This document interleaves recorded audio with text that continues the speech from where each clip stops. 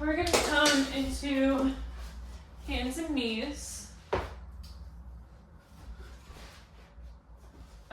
You're going to first focus on finding core engagement in that position. So, I'm gonna tie my hair back. You're coming here. First, I want you to inhale, relax the belly. Exhale, pull lower abdominals up towards the spine. It can help to put one hand here, sink into that inside of the hip bone, and make sure that muscle is activating. So you can repeat that a few times as needed to wake up the muscle. Once you feel like you have it, you're going to engage your core and then bring that left leg into extension, engaging core, and then slowly come back. And then we'll do the right leg.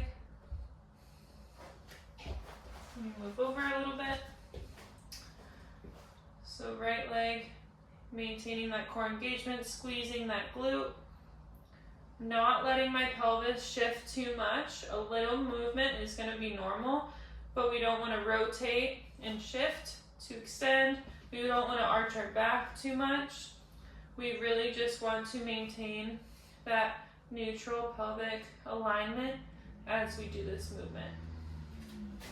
It can also help to put a half foam roller or a dowel on your lower back pelvis area, and maybe have someone else set it up so you know that it's even. I don't really know if mine's even, but you're going to maintain that core engagement and then extend that hip.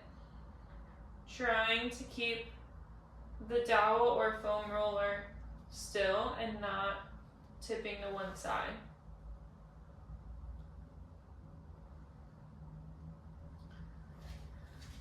Don't forget to breathe and perform as prescribed.